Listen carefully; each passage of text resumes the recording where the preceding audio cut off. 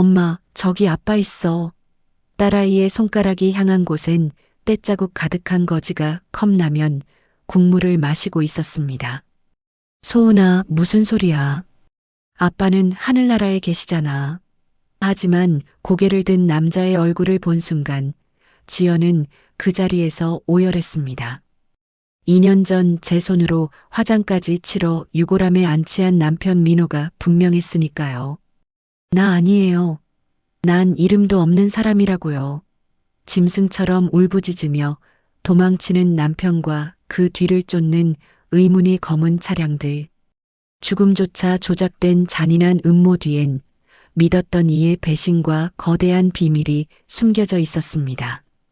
과연 2년 전 그날 남편 대신 뜨거운 불길 속으로 들어간 시신은 누구였을까요? 오늘의 사연 시작합니다.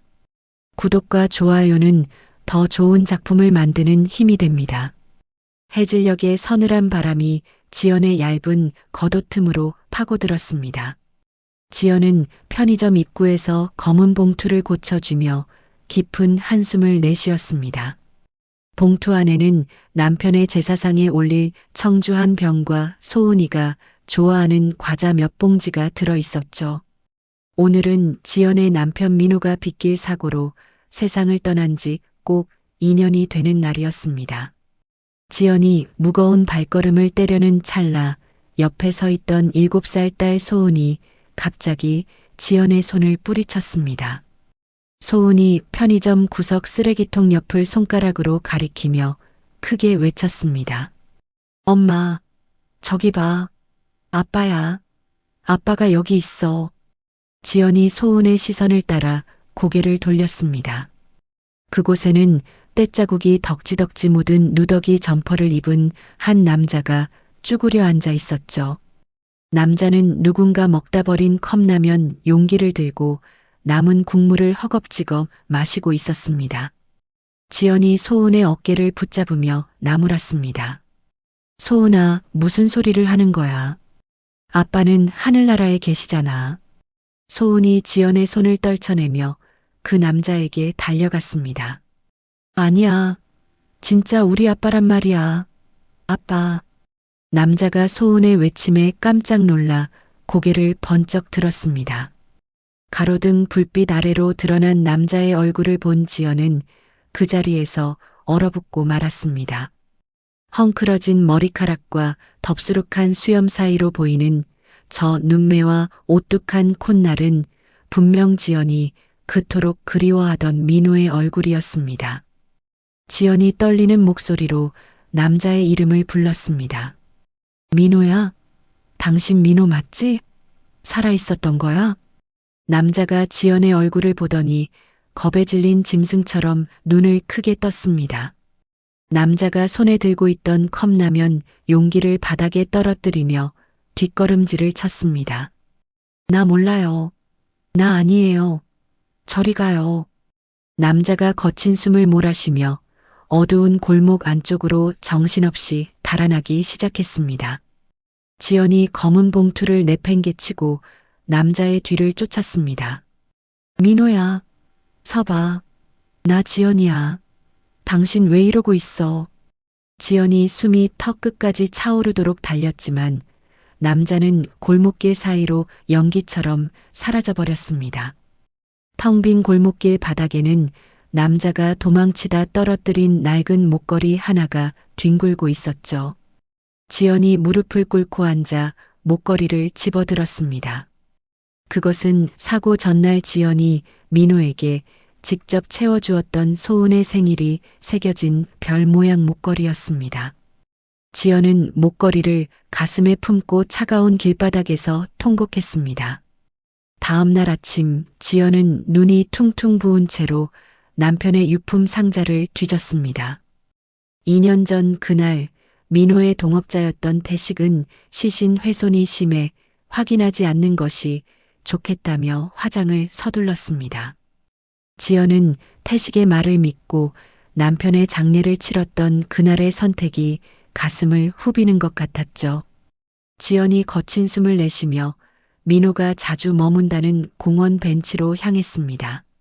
멀리서 신문지를 덮고 누워있는 남자의 모습이 보였습니다.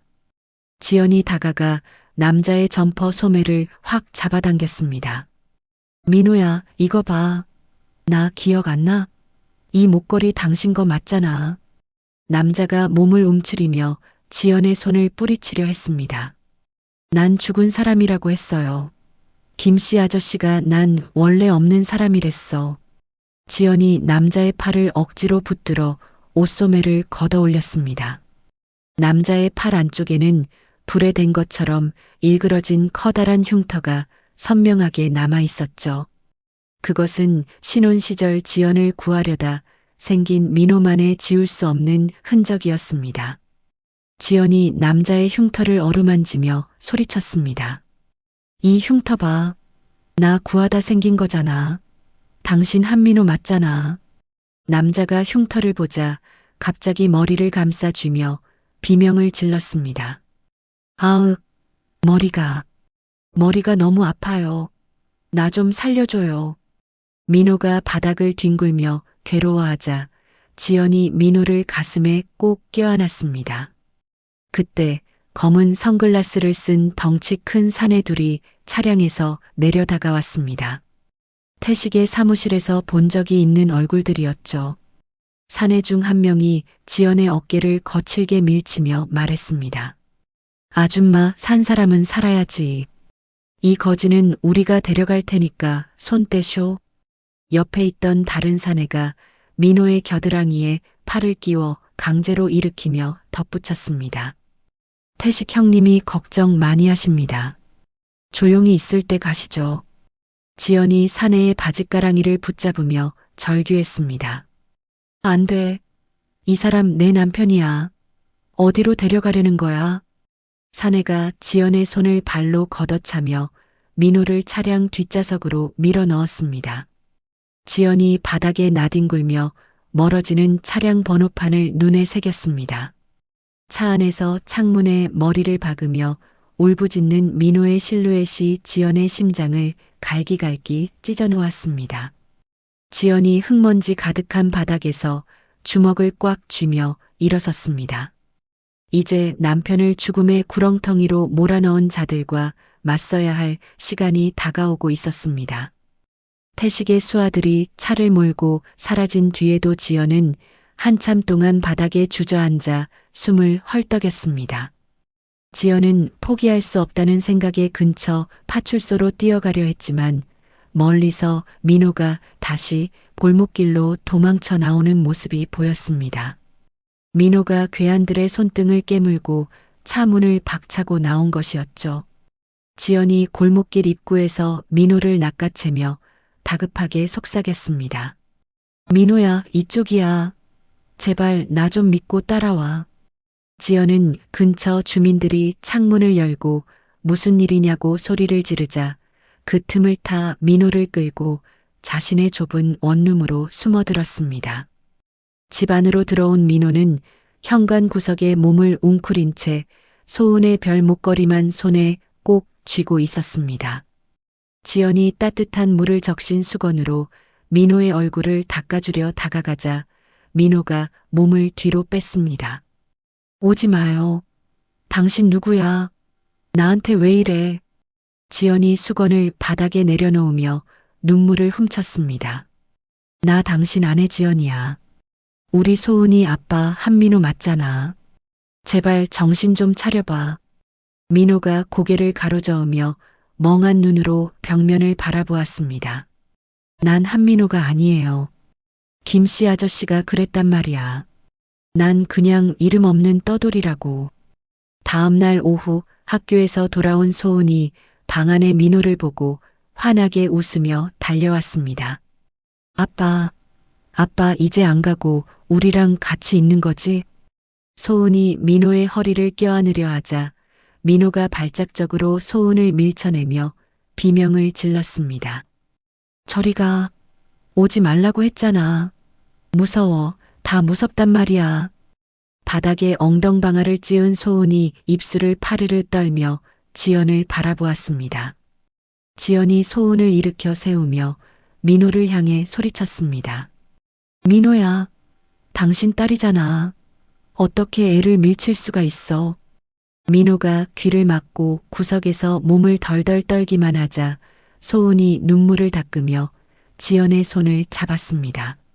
엄마, 아빠가 많이 아픈가 봐. 내가 옆에 있으면 아빠가 더 아플지도 몰라. 그때 거칠게 문을 두드리는 소리와 함께 태식이 거실로 들이닥쳤습니다. 태식이 구두를 신은 채 방 안으로 들어와 민호를 훑어보며 비웃었습니다. 지연아, 죽은 사람이 살아 돌아왔다고 좋아할 일이 아니다. 이거 다 보험 사기인 거 몰라? 지연이 태식의 앞을 가로막으며 날카롭게 말했습니다. 당신이 어떻게 우리 집까지 알고 찾아와? 내 남편한테 무슨 짓을 한 거야? 태식이 주머니에서 담배를 꺼내 불을 붙이려다 지연의 눈빛을 보고 다시 집어넣었습니다. 내가 한 게 아니라 내 남편이 스스로 선택한 길이다. 조용히 이 인간 내놓지 않으면 소은이 앞날도 장담 못해. 옆에 있던 태식의 부하가 지연의 집 현관문에 붉은 페인트를 칠하며 위협을 가했습니다. 태식이 집을 나선 뒤 지연은 민호를 데리고 평소 알고 지내던 사설 의원을 찾았습니다. 의사가 민호의 동공을 살피고 차트를 작성하며 지연에게 말했습니다. 오랜 시간 동안 강력한 신경 안정제를 강제로 맞은 흔적이 보입니다. 뇌 기능이 일시적으로 멈춘 상태예요. 지연이 의사의 손을 붙잡으며 다급하게 물었습니다. 선생님, 그럼 우리 남편 기억이 아예 안 돌아오는 건가요? 의사가 안경을 고쳤으며 고개를 저었습니다. 약 기운을 빼내는 치료를 해야 합니다. 하지만 무엇보다 본인이 겪은 큰 충격에서 벗어나야 해요. 밤이 깊어지자 민호는 잠자리에 누워 헛손질을 하며 비명을 내질렀습니다. 안 돼. 너무 좁아. 여긴 너무 어둡단 말이야. 제발 꺼내줘. 태식아, 제발. 민호가 식은땀을 흘리며 허공을 긁어대자 지연이 민호의 가슴을 쓸어내렸습니다. 민호야, 괜찮아. 여기 우리 집이야. 아무도 당신 못 잡아가. 지연은 민호가 잠든 뒤 그가 꼭 쥐고 있던 별 목걸이를 조심스럽게 살펴보았습니다.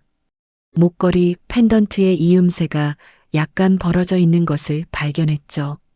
지연이 손톱 끝으로 힘을 주어 펜던트를 열자 그 안에서 손톱보다 작은 검은색 칩 하나가 툭 떨어졌습니다. 이게 뭐지? 민호가 왜 이걸 목걸이 안에 숨겨둔 거야? 지연은 이 칩이 남편을 죽음으로 몰아넣고 태식이 그토록 민호를 찾아 헤맨 이유라는 것을 직감했습니다. 창밖에서는 여전히 태식의 부하들이 탄 검은 차가 지연의 집 주위를 맴돌고 있었죠. 지연은 칩을 주머니 깊숙이 넣으며 다시 한번 입술을 깨물었습니다. 이제 남편의 기억뿐만 아니라 가족의 목숨을 걸고 이 진실의 정체를 밝혀내야만 했습니다. 다음 날 아침 8시 지연은 가방 깊숙이 숨긴 작은 칩을 몇 번이고 확인하며 경찰서 정문으로 들어섰습니다. 밤새 한잠도 자지 못한 지연의 눈은 붉게 충혈되어 있었고 입술은 바짝 말라 있었죠. 입구에 서 있던 최순경이 의자에 몸을 기대며 지연을 힐끗 쳐다보았습니다. 아주머니, 어제도 오셨던 분 같은데 여기 이렇게 함부로 들어오시면 안 됩니다. 지연이 가방 끈을 꽉 움켜쥐며 간절한 목소리로 대답했습니다. 순경님, 제 남편 사건 때문에 왔어요. 여기 증거가 있어요. 이거 확인해 주세요. 최순경이 코웃음을 치며 서랍에서 서류 뭉치를 꺼내 책상에 탁 내려놓았습니다. 이미 사망 처리된 사건이라고 몇 번을 말해요? 자꾸 이러시면 영업방해로 유치장 들어갑니다. 지연이 경찰서 로비에서 소리를 높이자 복도 끝에서 정장을 차려입은 서준이 서류 가방을 들고 나타났습니다. 서준이 최순경의 책상을 손가락으로 가볍게 두드리며 차분하게 말했습니다. 순경님, 시민이 증거를 제출하겠다는데 절차도 거치지 않고 내쫓는 건 직무유기 아닙니까? 최순경이 당황한 표정으로 자리에서 일어나며 서준을 쳐다보았습니다. 당신은 누구신데 남의 일에 상관입니까? 서준이 지갑에서 신분증을 꺼내 최순경의 눈앞에 보여주며 대답했습니다. 실종자 지원 전문 변호사 박서준입니다. 이 아주머니는 제 의뢰인이니까 함부로 대하지 마시죠. 서준은 지연을 데리고 자신의 사무실로 자리를 옮겼습니다. 서준이 컴퓨터에 지연이 가져온 칩을 연결하자 화면에 수많은 명단과 금액이 쏟아져 나왔습니다. 서준이 안경을 고쳤으며 모니터를 가리켰습니다. 지연 씨, 이건 단순한 장부가 아닙니다. 길거리에 떠도는 노숙인들 이름으로 가짜 서류를 만들어서 거액을 대출받은 기록이에요. 지연이 믿기지 않는다는 듯 화면 속의 글자들을 하나하나 읽어내려갔습니다. 그럼 우리 남편도 이런 일에 이용당한 건가요? 서준이 무거운 표정으로 고개를 끄덕이며 말을 이었습니다. 한민호 씨 이름으로도 이미 수십 개의 가짜 계좌가 만들어져 있네요. 태식이라는 자가 남편분을 산 사람 명단에서 지우고 유령처럼 써먹은 겁니다. 그 시각 은신처에서 초점 없는 눈으로 벽을 보던 민호가 서준이 가져다 놓은 태식의 사진을 발견했습니다. 민호가 사진을 보자마자 몸을 부르르 떨며 바닥으로 굴러떨어졌습니다. 태식아, 태식아, 그만해. 나 그거 안 마셔. 제발. 민호가 머리를 쥐어뜯으며 기억의 파편을 쏟아내기 시작했습니다. 지연이 달려와 민호를 붙잡자 민호가 지연의 어깨에 얼굴을 묻고 흐느꼈습니다. 지연아, 태식이가 나한테 쓴 약을 먹였어. 내가 운전한 게 아니야. 나를 억지로 운전석에 앉혔어. 지연이 민호의 등을 어루만지며 태식에 대한 분노로 몸을 떨었습니다. 그때 지연의 휴대전화가 날카로운 벨소리를 내며 울렸습니다. 태식이 낮은 목소리로 전화를 받자마자 지연의 귀에 소은의 울음소리가 들려왔습니다. 지연아, 내 딸내미가 학교 가다 나랑 같이 드라이브 좀 하고 싶다네. 좋은 말로 할 때 그 칩 가지고 폐창고로 와라. 지연이 비명을 지르며 수화기에 대고 소리쳤습니다. 태식아, 소은이 건드리지 마. 내가 갈 테니까 우리 딸은 놔줘. 태식이 낄낄거리며 전화를 툭 끊어버렸습니다. 지연은 서준을 따돌리고 서랍에 있던 빈 칩을 챙겨 태식이 말한 폐창고로 미친 듯이 달려갔습니다. 어두컴컴한 창고 안에는 소은의 가방만 덩그러니 놓여 있었고 태식의 부하들이 지연의 앞을 가로막았습니다. 태식이 그늘 속에서 걸어 나오며 손을 내밀었습니다. 칩 내놔. 그럼 딸내미 있는 곳 알려주마. 지연이 떨리는 손으로 빈 칩을 건네자 태식이 그것을 확인하고는 바닥에 침을 뱉었습니다. 이게 어디서 장난질이야? 이거 가짜잖아. 태식이 지연의 뺨을 세차게 내리쳤고 지연은 차가운 바닥에 나뒹굴었습니다. 부하들이 지연의 팔다리를 밧줄로 꽁꽁 묶어 창고 기둥에 고정시켰습니다. 태식이 기름통을 들고 지연의 주변에 휘발유를 뿌리며 비열하게 웃었습니다. 민호놈이랑 같이 태워버리려고 했는데 너부터 가야겠다. 딸내미는 걱정 마라. 좋은 곳으로 팔아버릴 테니까. 지연은 결박된 손목이 쓸려 피가 흐르는 것도 잊은 채 창고 구석에 떨어진 깨진 유리 조각을 향해 몸을 비틀었습니다. 한편 사무실에서 지연이 사라진 것을 안 서준은 급히 위치 추적을 시작했습니다. 민호는 은신처에서 소은이 자신을 부르는 것 같은 환청을 듣고 갑자기 눈빛이 변했습니다. 민호가 창문을 깨고 밖으로 튀어나가 길가에 세워진 배달 오토바이에 올라탔습니다. 민호가 본능적으로 가속 페달을 밟으며 지연과 소은이 있는 방향으로 거침없이 질주하기 시작했습니다. 창고 안을 가득 채운 휘발유 냄새가 지연의 코끝을 찔렀습니다. 태식이 라이터를 만지작거리며 비열한 웃음을 지었습니다. 지연은 바닥에 떨어진 유리 조각을 손바닥이 베이는 줄도 모르고 꽉 움켜쥐었습니다. 기둥 뒤로 손을 돌려 밧줄을 쉼없이 문지르던 지연이 이를 악물고 소리쳤습니다. 태식아, 내가 이러고도 무사할 것 같아? 경찰이 곧 들이닥칠 거야. 태식이 라이터 불을 켰다 끄기를 반복하며 지연의 얼굴 앞으로 다가왔습니다. 경찰? 그 사람들이 누구 돈을 먹고 사는지 아직도 모르나 보네. 지연아, 넌 너무 순진해서 탈이야.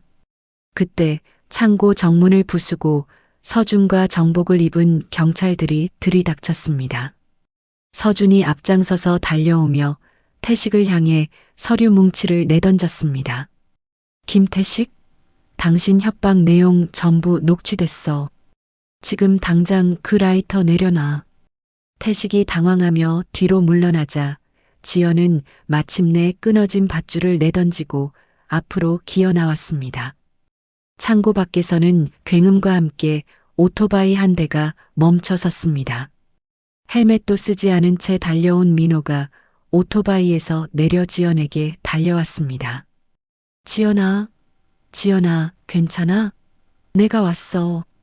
민호가 지연을 품에 안고 어깨를 떨었습니다. 지연이 민호의 가슴을 주먹으로 치며 서럽게 울음을 터뜨렸습니다. 당신 어떻게 왔어? 이 몸으로 여길 어떻게 왔냐고. 서준이 두 사람을 부축하며 안전한 차량으로 안내했습니다. 태식은 부하들과 함께 뒷문으로 도망쳤지만 서준의 얼굴에는 자신감이 넘쳤습니다. 서준이 차 뒷좌석에 앉은 지연에게 생수 한 병을 건네며 말했습니다. 지연 씨, 걱정 마세요. 진짜 기록이 담긴 칩은 이미 제가 복사해서 방송국에 넘겼습니다. 김태식은 이제 끝났어요. 지연이 물을 한 모금 마시고 민호의 손을 꼭 잡으며 대답했습니다. 고마워요, 변호사님.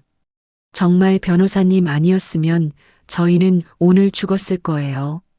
서준이 운전석에 앉아 백미러로 두 사람을 확인하며 미소 지었습니다. 이제 시작입니다. 민호 씨 기억을 되찾고 그놈들이 저지른 짓을 세상에 다 알릴 겁니다. 며칠 후 서준이 마련해준 비밀 거처에서 민호는 체계적인 해독 치료를 받기 시작했습니다.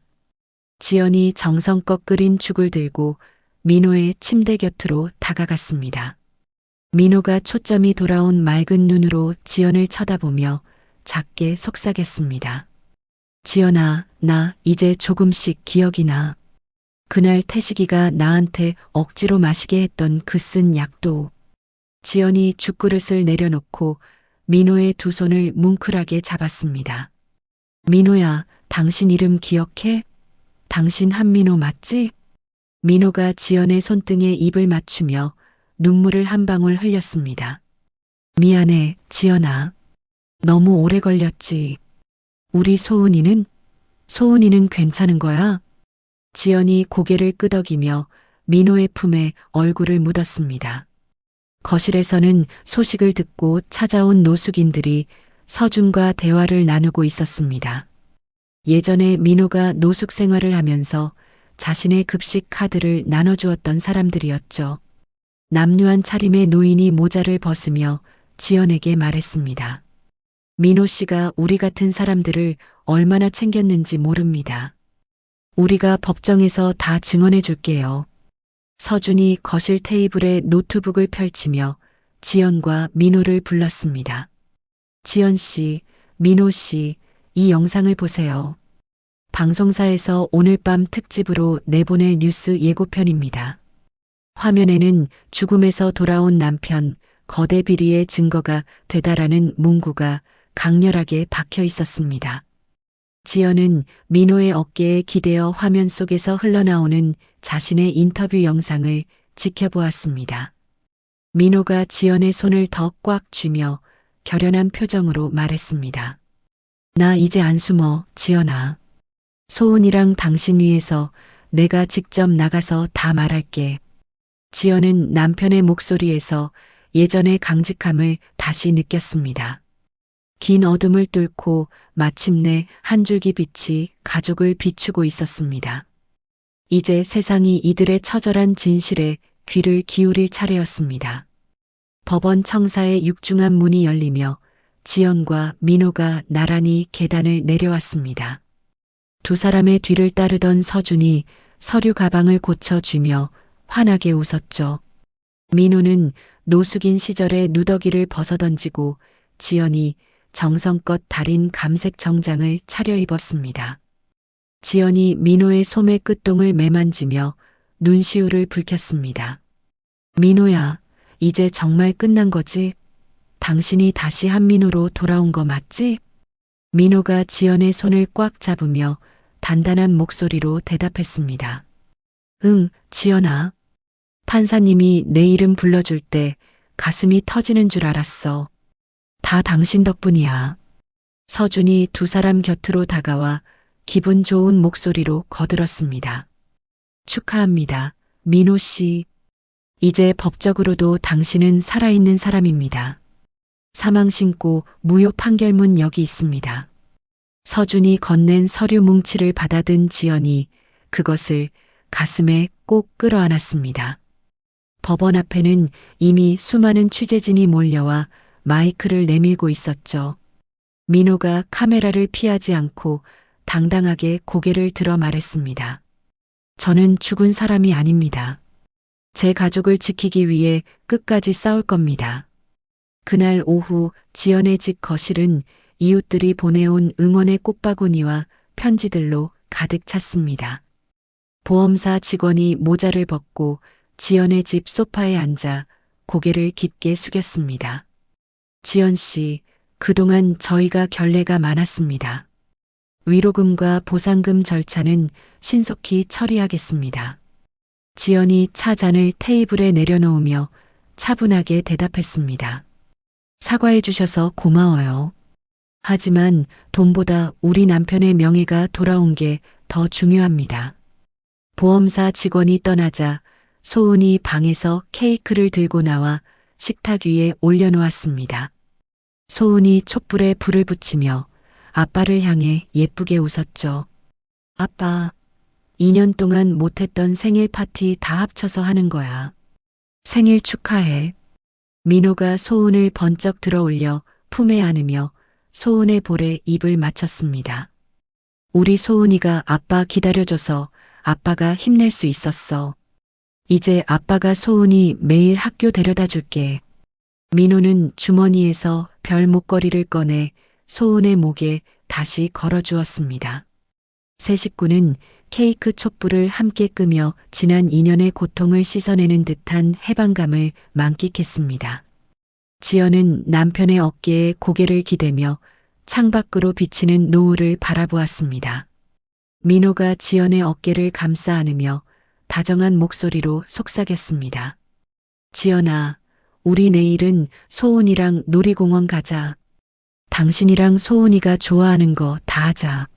지연이 민호의 허리를 꼭 껴안으며 작게 대답했습니다. 그래, 민호야. 이제 우리 무서울 거 없어. 당신이 여기 내 옆에 있으니까. 서준은 재단 사무실에서 태식의 자금줄이 완전히 차단되었다는 보고를 받고 안도의 한숨을 내쉬었습니다. 세상은 이제 지연과 민호의 가족을 보험 사기꾼이 아닌 기적의 가족으로 부르기 시작했죠. 가족은 모처럼 찾아온 평화로운 일요일을 꿈꾸며 행복한 잠자리에 들었습니다. 하지만 자정이 넘은 시각 지연의 휴대전화가 짧은 진동음을 내며 반짝였습니다. 지연이 잠결에 더듬거리며 확인한 화면에는 발신 번호가 없는 문자 한 통이 와 있었죠. 지연아, 잠깐의 행복은 달콤한 법이지. 내가 가장 아끼는 게 뭔지 다시 한번 생각해 보라고. 태식이 보낸 섬뜩한 경고장이었습니다. 지연은 불길한 예감에 거실로 뛰어나가 소은이 잠든 작은 방문을 벌컥 열었습니다. 열린 창문 틈으로 찬바람이 들어오고 있었고 소은의 침대는 텅 비어 있었죠. 지연이 바닥에 주저앉아 찢어질 듯한 비명을 내질렀습니다. 민호야, 민호야, 소은이가 없어. 우리 소은이가 사라졌어. 민호가 지연의 비명소리에 놀라 방에서 뛰어나와 텅 빈 침대를 보고 털썩 무릎을 꿇었습니다. 행복의 절정에서 맞이한 이 잔인한 위기가 다시 한번 가족의 숨통을 조여오고 있었습니다. 새벽 공기를 가르는 날카로운 전화벨 소리에 지연의 온몸이 떨렸습니다. 지연이 떨리는 손으로 휴대전화를 확인하자 발신번호 표시 제한이라는 글자가 떠 있었죠. 전화를 받자마자 수화기 너머로 소은의 자지러지는 울음소리가 들려왔습니다. 엄마, 무서워. 여기 너무 추워. 엄마. 지연이 가슴을 쥐어뜯으며 휴대전화에 대고 비명을 질렀습니다. 소은아, 소은아 괜찮아? 태식아, 이 짐승 같은 놈아, 우리 딸 어디 있어? 태식이 낮게 낄낄거리며 담배 연기를 내뱉는 소리가 들렸습니다. 지연아, 사람이 너무 행복하면 안 되는 법이야. 내일 아침까지 장부 원본 가지고 나와. 안 그러면 내 딸내미는 이 냉동고에서 얼음 인형이 될 거다. 지연이 거실 바닥을 손톱으로 긁으며 절규했습니다. 알았어. 시키는 대로 다 할게. 그러니까 소은이 털끝 하나 건드리지 마. 옆에서 이 소리를 듣던 민호가 갑자기 머리를 감싸주며 바닥으로 쓰러졌습니다. 민호의 눈동자가 위로 뒤집히더니 입가에 거품이 고이고 온몸이 뻣뻣하게 굳었죠. 기억을 되찾으며 받았던 뇌의 과부하가 극심한 스트레스를 만나 결국 발작으로 이어진 것이었습니다. 민호가 바닥을 기며 예전 노숙인 시절처럼 웅얼거렸습니다. 추워. 너무 추워. 김씨 아저씨, 나 좀 꺼내줘. 여기 너무 좁아. 지연이 민호의 어깨를 흔들며 눈물을 쏟았습니다. 민호야, 정신 차려. 지금 이러면 안 돼. 우리 소은이 구해야 한단 말이야. 지연이 떨리는 손으로 경찰에 전화를 걸려 하자 다시 휴대전화가 울리며 태식의 메시지가 도착했습니다. 경찰에 전화하는 순간 내 딸이 있는 컨테이너 위치를 바다 한가운데로 옮겨주마. 내가 내 전화 다 보고 있는 거 몰라? 지연은 차마 통화 버튼을 누르지 못하고 휴대전화를 바닥에 떨어뜨렸습니다. 그 시각 소은은 어두컴컴하고 차가운 냉동 컨테이너 안에서 하얀 입김을 내뱉으며 떨고 있었죠. 소은이 웅크린 채 가쁜 숨을 몰아쉬며 아빠가 준 별 목걸이를 꽉 쥐었습니다. 아빠, 아빠 살려줘. 나 너무 숨가빠. 지연이 어쩔 줄 몰라 하며 거실을 서성이자 서준이 급히 문을 열고 집 안으로 들어왔습니다. 서준이 민호의 상태를 살피고 지연의 어깨를 짚으며 침착하게 말했습니다. 지연 씨, 진정하세요.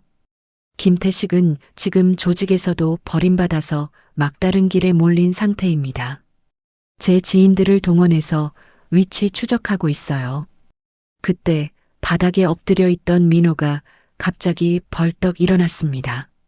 민호의 눈빛이 다시 예전처럼 멍해졌지만 무언가를 기억해내려는 듯 코를 킁킁거렸죠. 민호가 벽을 짚으며 낮은 목소리로 뇌까렸습니다. 철냄새, 썩은 기름 냄새. 거기 기차가 지나갈 때마다 바닥이 흔들렸어. 태식이가 나를 가뒀던 그곳이야. 서준이 민호의 말을 가로채며 지연을 바라보았습니다. 폐역 근처 물류창고군요. 민호 씨가 노숙인 생활을 하며 끌려다녔던 아지트일 겁니다. 지연과 서준은 민호를 차에 태우고 폐역 뒤편의 낡은 공장 지대로 향했습니다. 어둠 속에 잠긴 공장 단지 입구에는 태식의 수하들이 몽둥이를 들고 길을 막아서고 있었죠. 민호가 차 문을 박차고 나가 수하들을 향해 미친 듯이 달려들었습니다. 민호가 팔이 꺾이고 얼굴에 피가 터지면서도 오직 앞만 보며 소리쳤습니다. 내 딸 내놔. 이 악마들아. 내 딸 어디 있어. 서준이 호신용 도구를 꺼내 민호를 도우며 괴한들을 밀어냈습니다. 지연은 그 틈을 타 공장 안쪽에서 희미하게 빛나는 냉동 컨테이너를 발견했습니다. 컨테이너 문 앞에 태식이 기름통을 들고 서서 지연을 노려보며 비릿하게 웃었죠. 지연아, 결국 왔구나. 그런데 너무 늦은 것 같다? 내 딸내미 숨소리가 안 들리네. 태식이 라이터를 켜며 컨테이너 주변에 휘발유를 뿌리기 시작했습니다. 지연이 태식의 앞을 가로막으며 자신의 목에 칼을 들이댔습니다. 태식아, 그만해. 내가 원하는 거 이거잖아. 장부 여기 있어. 그러니까 제발 문 열어. 지연이 가방에서 장부가 든 칩을 꺼내 들고 태식의 눈앞에서 흔들었습니다. 민호가 태식의 부하들을 뚫고 피투성이가 된 채 컨테이너 문을 향해 기어왔습니다. 냉동 컨테이너 안에서는 소은이 서서히 의식을 잃어가며 바닥으로 쓰러지고 있었죠. 지연의 절규와 태식의 광기 어린 웃음이 어두운 공장 안을 가득 메웠습니다. 행복을 꿈꿨던 가족의 미래가 차가운 쇠상자 안에서 조금씩 얼어붙고 있었습니다. 어두운 공장 단지 주변으로 붉고 파란 사이렌 불빛이 소리 없이 번졌습니다. 서준이 미리 연락해둔 강력반 형사들이 은밀하게 공장 외벽을 포위하며 태식의 숨통을 조여왔죠. 지연이 바닥에 흩뿌려진 휘발유를 내려다보며 태식을 향해 가방을 더 높이 치켜들었습니다. 태식아, 내가 원하는 장부 원본 여기 있어. 이거 넘겨줄 테니까 당장 우리 소은이부터 꺼내. 태식이 라이터를 든 손을 바르르 떨며 지연의 눈치를 살폈습니다. 그거 가짜면 너랑 내 딸녀는 오늘 여기서 뼈도 못 추릴 줄 알아. 당장 이리 던져. 지연이 가방에서 칩을 꺼내 공중에서 흔들며 차갑게 대꾸했습니다. 너 같은 짐승을 어떻게 믿고 그냥 넘겨줘? 소은이 얼굴 확인하기 전에는 절대 안 줘. 그 시각 피투성이가 된 민호가 비틀거리며 냉동 컨테이너의 잠금 장치를 향해 몸을 던졌습니다. 민호가 쇠파이프를 집어들어 컨테이너 손잡이 사이에 끼우고 온 힘을 다해 잡아당겼죠. 민호의 어깨 근육이 찢어질 듯 솟아오르고 입술에서 비릿한 피가 터져나왔습니다. 소은아, 조금만 기다려. 아빠가 간다. 우리 딸 조금만 더 참아. 민호가 괴성을 지르며 쇠파이프를 짓누르자 꽝 하는 소리와 함께 두꺼운 철문이 벌어졌습니다. 컨테이너 안에서는 소은이 하얗게 질린 얼굴로 바닥에 쓰러져 의식을 잃어가고 있었죠. 민호가 냉기 가득한 내부로 뛰어들어가 소은을 겉옷으로 감싸 안으며 밖으로 기어 나왔습니다. 소은아, 아빠야. 아빠가 왔어. 제발 눈 좀 떠봐, 소은아. 태식이 철문이 열리는 소리에 깜짝 놀라 라이터를 던지려 손을 치켜들었습니다. 지연이 태식의 팔을 낚아채며 자신의 몸으로 그를 들이받아 바닥으로 밀쳐냈습니다. 이 악마 같은 놈, 이제 끝이야. 우리 가족 절대 못 건드려. 지연이 바닥에 나뒹구는 태식의 목덜미를 손톱이 빠질 정도로 꽉 움켜쥐었습니다. 태식이 지연을 발로 차며 품에서 흉기를 꺼내 휘둘렀습니다. 지연의 팔뚝에서 붉은 피가 배어 나왔지만 지연은 비명조차 지르지 않고 태식의 다리를 붙잡고 늘어졌죠. 서준이 형사들과 함께 공장 안으로 들이닥치며 태식을 향해 권총을 겨누었습니다. 김태식, 이제 포기해. 사방이 포위됐다. 손 들고 엎드려. 태식이 인지를 잡으려 주위를 둘러보았으나 민호는 이미 소은을 안고 멀리 대피한 뒤였습니다. 태식이 허망하게 라이터를 떨어뜨리며 바닥에 주저앉았습니다. 형사들이 태식의 팔을 뒤로 꺾어 수갑을 채우자 지연은 그제야 긴장이 풀린 듯 바닥에 털썩 쓰러졌죠. 서준이 지연을 부축하며 다급하게 상태를 살폈습니다. 지연 씨, 괜찮으세요? 팔에 피가 너무 많이 납니다. 당장 병원으로 가야 해요. 지연이 서준의 손을 뿌리치고 소은이 누워있는 구급차 쪽으로 비틀거리며 달려갔습니다. 구급대원이 소은의 가슴에 청진기를 대고 산소 마스크를 씌우며 지연에게 말했습니다. 체온이 너무 낮지만 심장 박동은 돌아오고 있습니다. 다행히 고비를 넘긴 것 같아요. 민호가 구급차 바닥에 앉아 소은의 작은 손을 자신의 뺨에 갖다 대며 오열했습니다. 지연이 민호의 어깨에 손을 올리며 함께 눈물을 쏟아냈습니다. 민호야, 고마워. 당신이 우리 소은이 살렸어. 정말 고마워. 민호가 지연의 상처 입은 팔을 보고는 자신의 옷소매를 찢어 지혈하며 대답했습니다. 지연아, 내가 너무 늦어서 미안해. 이제 다시는 당신이랑 소은이 눈에서 눈물 나게 안 할게. 현장에 남은 형사들은 태식이 숨겨둔 나머지 범죄 장부와 불법 채권 서류들을 압수했습니다. 태식의 뒤를 봐주던 부패한 공직자들의 명단까지 서준의 손에 들어오게 되었죠. 지연은 구급차에 올라타며 멀어지는 공장의 검은 실루엣을 노려보았습니다. 어둠 속에서 가족을 옥죄던 그 지독한 사슬이 마침내 끊어지는 순간이었습니다. 병원 응급실에 도착한 소은은 집중 치료를 받으며 서서히 온기를 되찾기 시작했습니다. 지연은 병실 문 앞에 앉아 남편 민호의 손을 더 꽉 쥐었죠. 민호가 지연의 머리를 쓰다듬으며 다정한 목소리로 속삭였습니다. 지연아, 우리 이제 정말 집으로 가자. 따뜻한 밥 지어 먹고 소은이 웃는 소리 들으면서 살자. 지연이 민호의 가슴에 얼굴을 묻으며 깊은 숨을 내쉬었습니다. 사선을 넘나들던 가족의 긴 밤이 지나고 창밖으로는 희뿌연 새벽달이 지고 있었습니다. 이제 이들에게 남은 것은 잃어버린 인연을 보상받는 찬란한 아침뿐이었습니다. 법정의 차가운 정적이 깨지며 판사가 판결문을 읽어내려갔습니다.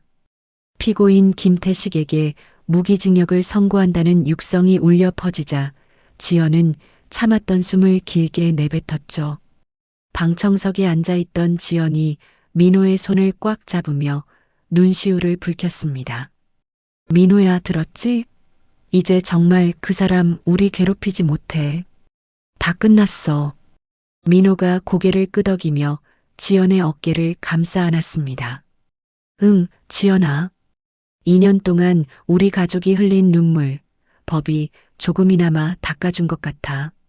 법원 청사를 나오자 서준이 두 사람을 기다리며 서류 봉투 하나를 내밀었습니다.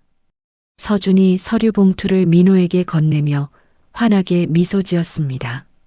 민호 씨, 이거 확인해 보세요. 오늘 아침에 정식으로 발급된 겁니다. 민호가 조심스럽게 봉투를 열어 내용물을 확인하고는 입술을 파르르 떨었습니다. 그 안에는 한민호라는 석자가 선명하게 박힌 새 주민등록증이 들어 있었죠. 민호가 주민등록증을 어루만지며 지연에게 보여주었습니다. 지연아, 나 이제 다시 살아있는 사람이 됐어. 이름 없는 거지가 아니라 내 남편 한민호로 돌아왔다고.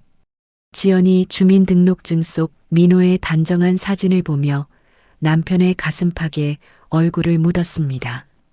고마워, 민호야. 포기하지 않고 우리 곁으로 돌아와줘서 정말 고마워. 한 달 뒤 지연과 민호는 서준의 도움으로 작은 사무실 하나를 열었습니다. 사무실 입구에는 그림자 사람들 지원 재단이라는 소박한 간판이 걸려 있었죠. 지연이 책상 위의 서류들을 정리하며 민호를 향해 말했습니다. 민호야, 오늘 첫 상담 오기로 한 분 연락 왔어. 우리처럼 억울하게 신분을 잃은 분이래. 민호가 구석에서 커피를 타서 지연에게 건네며 대답했습니다.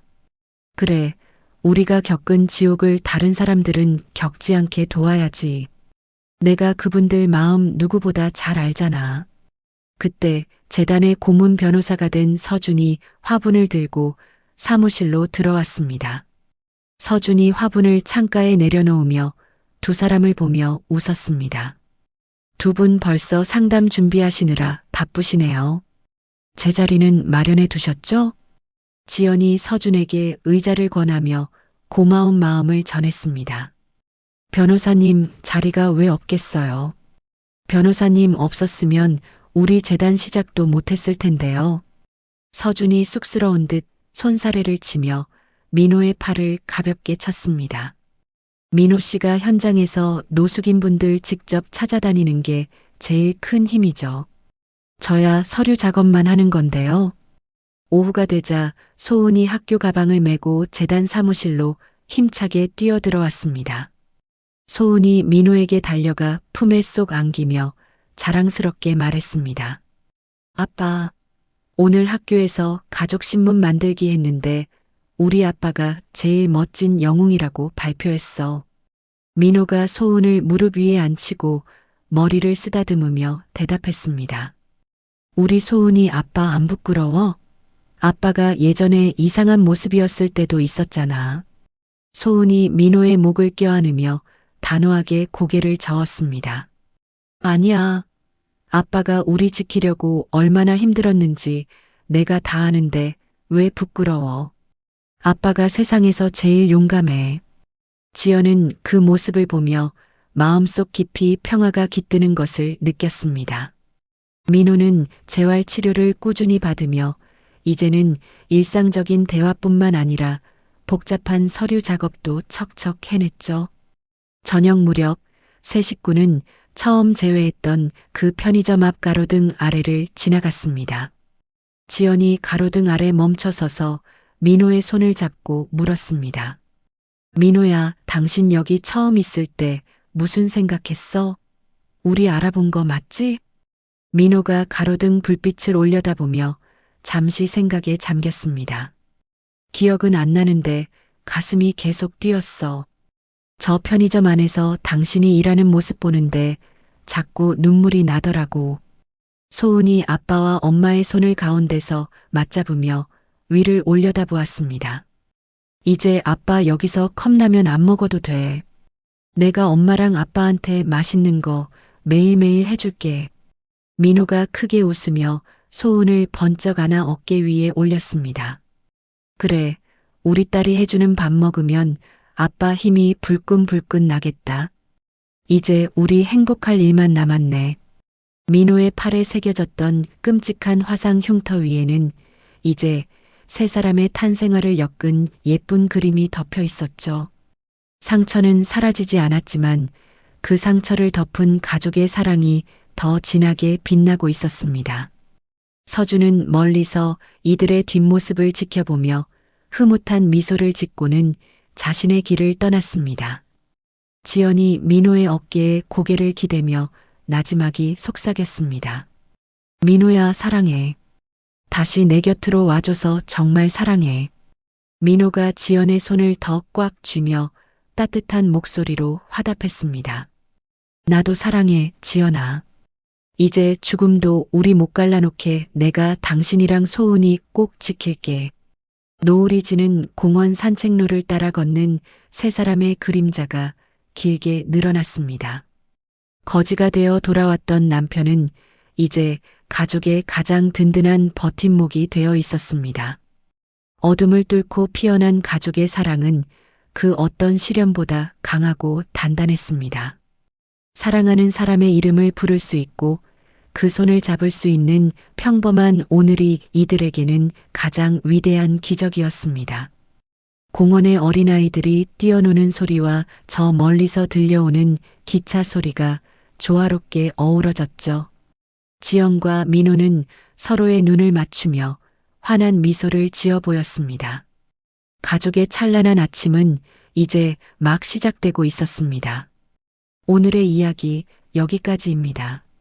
죽음조차 갈라놓지 못한 한 가족의 처절하고도 아름다운 재회 이야기 어떠셨나요? 거지가 되어 돌아온 남편과 그를 위해 거대 악에 맞서 싸운 아내의 사투는 우리에게 진정한 가족의 의미를 다시금 일깨워 줍니다. 세상의 차가운 시선과 권력보다 더 강한 것은 바로 내 곁을 지키는 소중한 사람의 온기라는 사실을 말이죠. 억울한 누명을 벗고 제 이름을 되찾은 민호 씨 가족의 앞날에 이제는 눈물 대신 따스한 햇살만 가득하기를 진심으로 기원해 봅니다. 여러분의 삶에도 혹시 예기치 못한 시련이 찾아온다면 오늘 사연 속 주인공들처럼 서로를 믿고 의지하며 이겨낼 수 있는 용기와 사랑이 함께하기를 바랍니다. 긴 시간 동안 사연에 귀 기울여 주셔서 고맙습니다. 여러분의 따뜻한 응원이 고통받는 누군가에게는 큰 희망이 될 수 있습니다. 이야기를 끝까지 들어주신 분이 계시다면 잘 들었다고 댓글 하나 남겨주세요. 감사합니다.